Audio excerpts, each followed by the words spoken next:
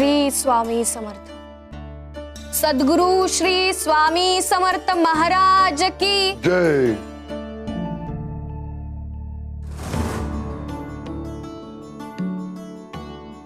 रामकृष्ण हरी माऊली। वा वा बाळा, अगदी भक्तिभावानं बखर वाचलीस। वा वा वा। तुम्हाला दोघांना अक्कलकोटला जायचंय ना? चला मी घेऊन जातो। मी पण अक्कलकोटला चाललोय।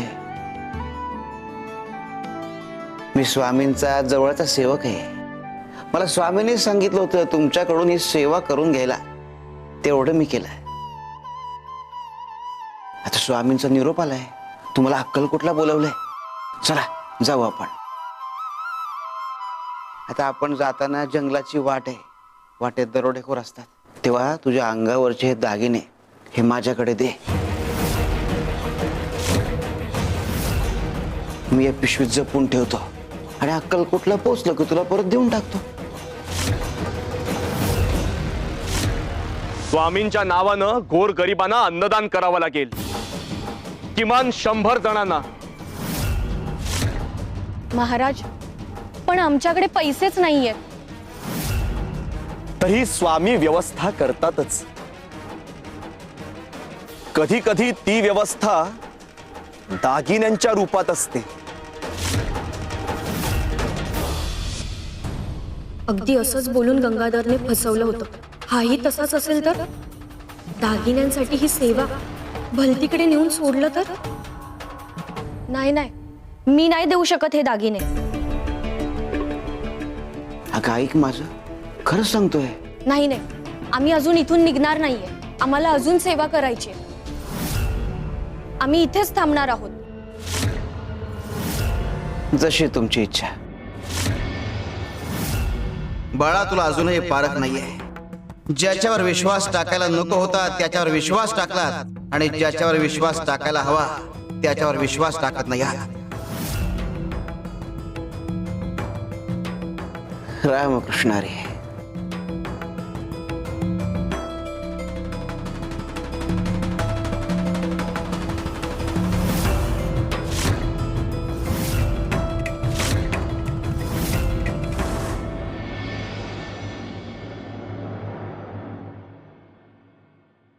आमचा प्रल्हाद कुठे आहे?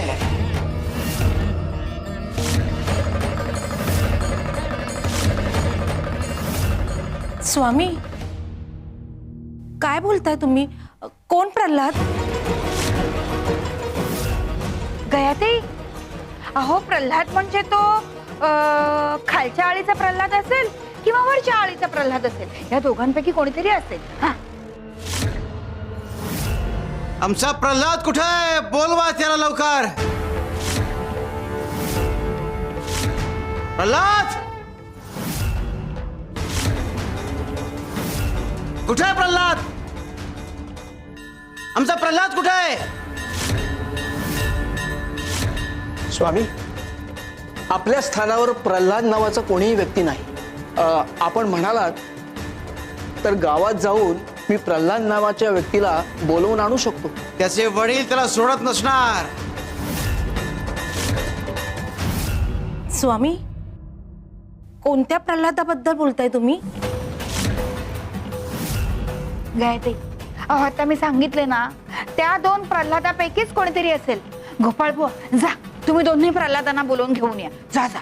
स्वामी, आपली परवानगी असेल तर मी त्याला बोलवून आणू का? तो मनुष्य कुळातला नाहीये।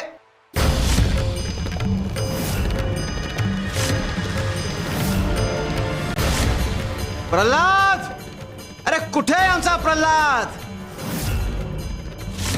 मनुष्य कुळाचा नाहीये म्हणजे प्राणी आहे की काय? स्वामी, मी तुम्हाला आत्ताच सांगते, तुम्ही जर मला सांगणार असाल ना कपिले जाऊन त्या प्राण्याला बोलवून आण, तर मी अजिबात जाणार नाही। तुम्ही मला मारलात तरी चालेल, पण मी प्राण्याला बोलवायला जाणार नाही म्हणजे नाही। कपिलाताई, तुम्ही जरा शांत राहा बरं। अहो, स्वामींच्या बोलण्याचा काहीतरी वेगळा अर्थ असणार। तुम्ही नको तो अर्थ काढू नका, शांत राहा।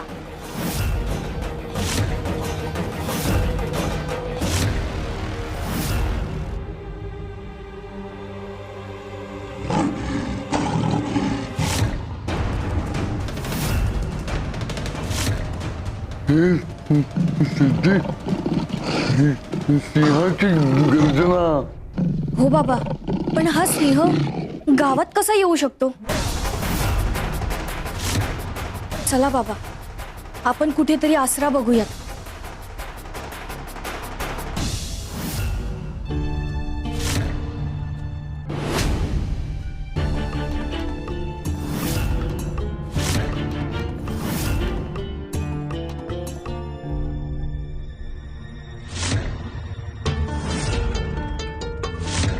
तो माणूस आणि त्याच्या हातात ते चित्र.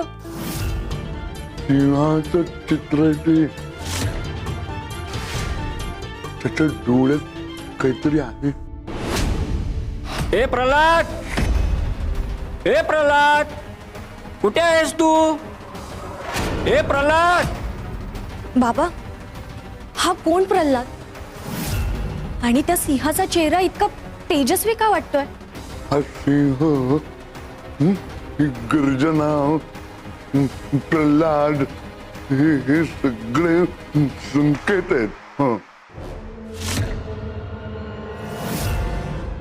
बाबा, त्यांचा प्रल्हाद नावाचा मुलगा हरवलाय बहुतेक. थांबा, मी त्याला आवाज देते. प्रल्हाद, प्रल्हाद, कुठे आहेस तू? तुझे बाबा तुला शोधतायत.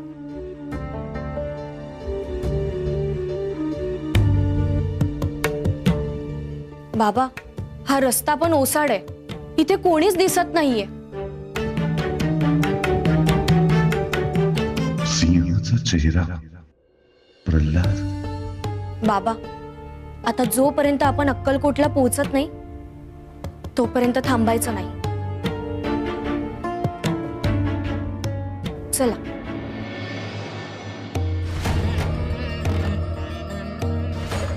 प्रल्हाद, अरे कुठे आहे आमचा प्रल्हाद?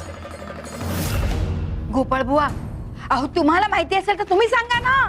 हो, पण मला कळतच नाहीये स्वामी कोणत्या प्रल्हादाबद्दल बोलतायत. गोपाळ बुवा, काय झालंय?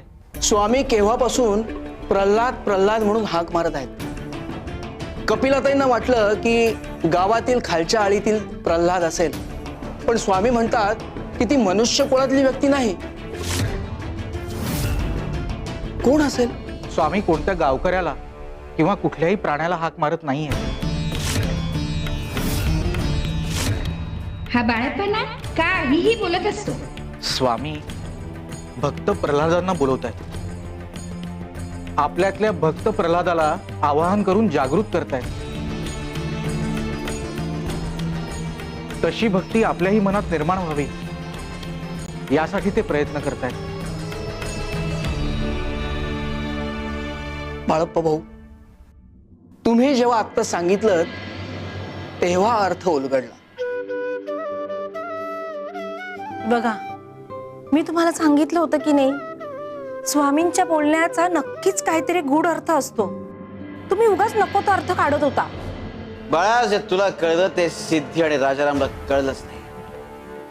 त्यांनी ही संधी सुद्धा सोडून दिली. स्वामी म्हणजे तुम्ही राजाराम भाऊंना दिलेलं सांकेतिक रूपातलं नरसिंहांचं दर्शन ते त्यांना ओळखता नाही आलं का? शिवशंकर शंभा. कोणत्या दिशेने जावं काहीच कळत नाही. डावीकडे जावं की उजवीकडे? कुठे असेल नेमकं अक्कलकोट? काहीच कळत नाही. स्वामी, स्वामी, तुम्हीच संकेत द्या. कुठे जायचं ते कळू द्यात. स्वामी वाट दाखवतील. हं? आपण चालत राहूया. हो, स्वामींचं नाव घेऊन चालत राहूया. दिशा दिसत नसली तरी स्वामींची कृपा नक्कीच होईल. चला बाबा, निघूया. राजारामला विकारानं ग्रासलेला असल्यामुळे तो भक्त म्हणून प्रगल्भ होऊ शकला नाही. आणि सिद्धी भक्ती मार्गात नवीन असल्यामुळे तिच्यात अजून तेवढी प्रगल्भता नाही. केवळ हीच गोष्ट आडवी येते. अन्यथा आम्ही त्यांना वाढ दाखवतो हे त्यांच्या केव्हाच लक्षात आलं असता. असो, कपिले जा, झाडावरून एक पेरू तोडून आण. पेरू आता का जाते?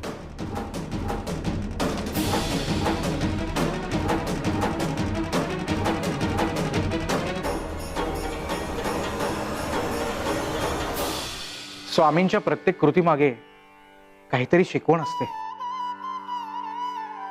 यावेळेला काय लीला बघायला मिळते पाहूया.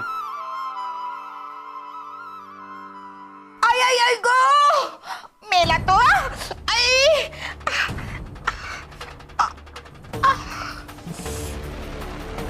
स्वामी पेरू.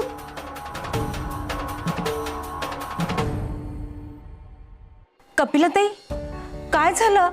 का विवळताय तुम्ही? आई आई गो, अहो काय झालं म्हणून काय विचारताय काय ताई? अहो पेरूच्या बागेत गेले, तिथे छान पेरू लागले होते. असे सगळे पाहत होते पेरू.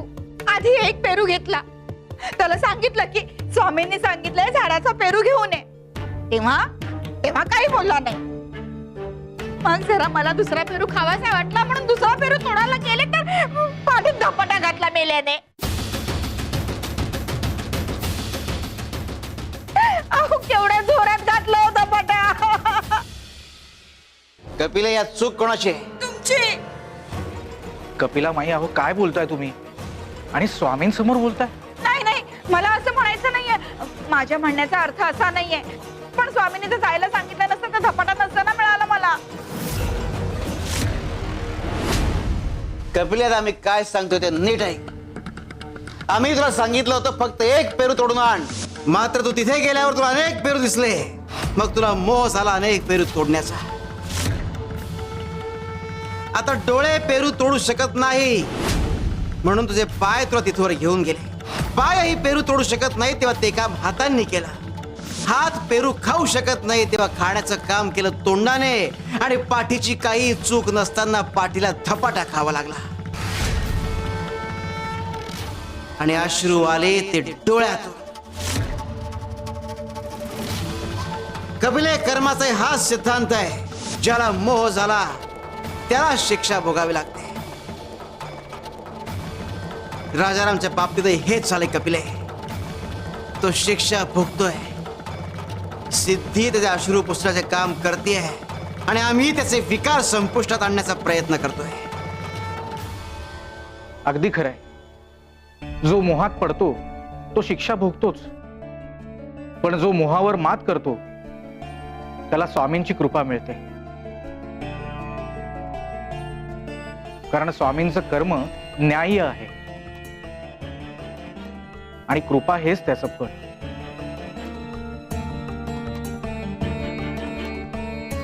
शिव शंकर शंभा.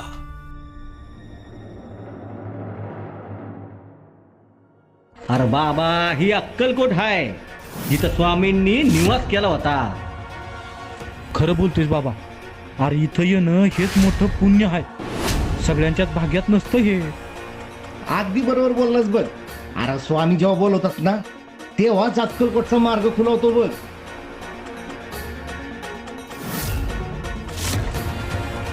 बाबा, हे सगळे काय बोलतायत? प्रत्येक आवाजात अक्कलकोटच ऐकू येत आहे. मला असं वाटतंय आपण अक्कलकोटमध्येच आहोत. सिद्धी, आपण अजून वाटेवरच आहोत. मग आता आवाज काय येतोय?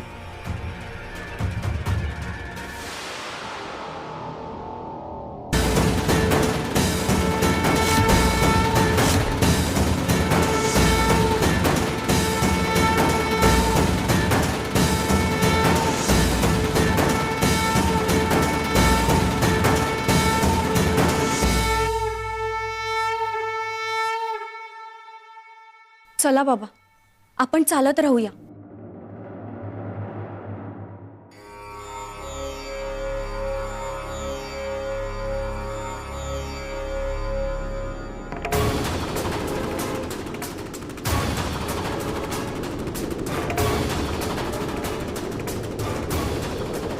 सिद्धी वारा किती जोरात येतोय. काहीतरी घडणार आहे असं वाटतंय.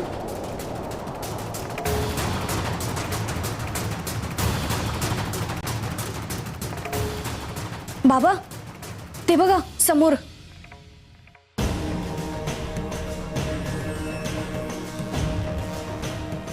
काका थांबा. हे अक्कलकोटच आहे ना? प्रश्न चुकीचा आहे तुमचा. चुकीचा म्हणजे? अक्कलकोट शोधताय, पण अक्कलकोट स्वतः तुमच्याकडे येते आणि तुम्हाला ते कळत नाहीये.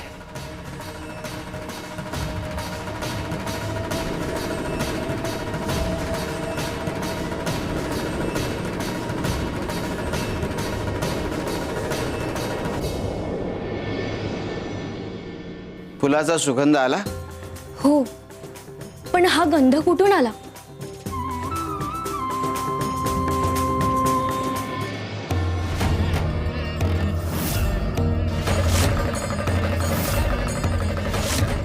स्वामी, हे शस्त्र तर परशुरामांच्या हाती असतं.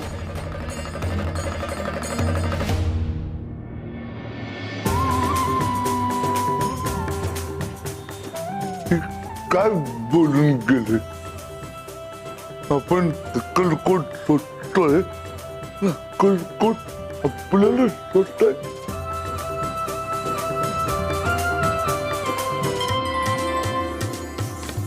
शिव शंकर शंभो.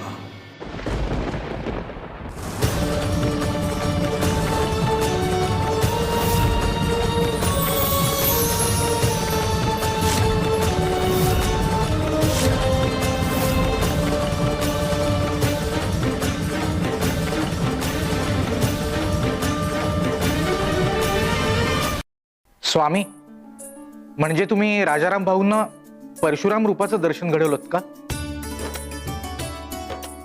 स्वामी, तुम्ही राजारामाला वेगवेगळ्या अवतारातलं दर्शन देत आहात.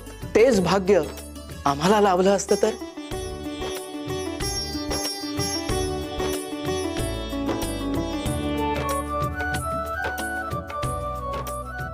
श्रीरामांचं दर्शन घ्यायचं तर त्याकरता तुम्हाला हनुमान व्हावं लागेल. हनुमंत म्हणजे सेवा, अहंकाराचं विसर्जन. रामासाठी केवळ एकच भाव. श्रीराम जय राम जय जय राम.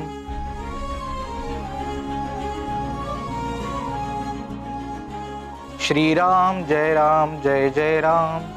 श्रीराम जय राम जय जय राम. श्रीराम जय राम जय जय राम. श्रीराम जय राम जय जय राम.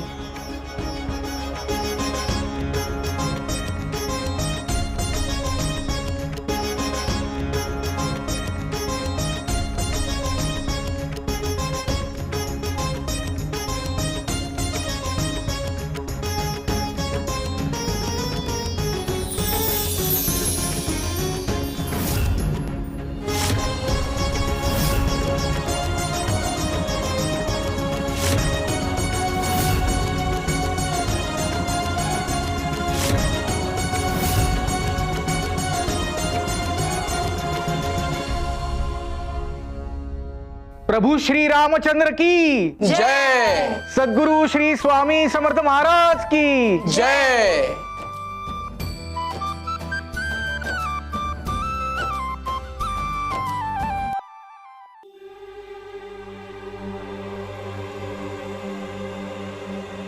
माझा सेवक एकदा अक्कलकोटला गेला होता, तेव्हा त्याने सांगितलं होतं तसंच गाव आहे.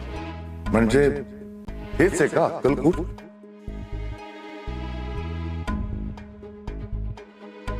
पण गावासारखी गावं असतात. जर हे अक्कलकोट असतं तर एव्हाना काहीतरी दैवी संकेत मिळाला असता, स्वामींनी दर्शन दिलं असतं. तुम्हाला स्वामी स्थानावर जायचंय. तुम्हाला स्वामी स्थानावर जायचंय. तुम्हाला स्वामी स्थानावर जायचंय. तुम्हाला स्वामी स्थानावर जायचंय.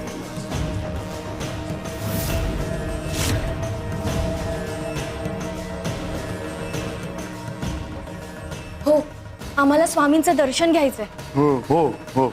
बर, ह्या दिशेने सरळ जा. तुम्ही स्वामी स्थानावर पोहोचाल आणि स्वामींचं दर्शनही होईल.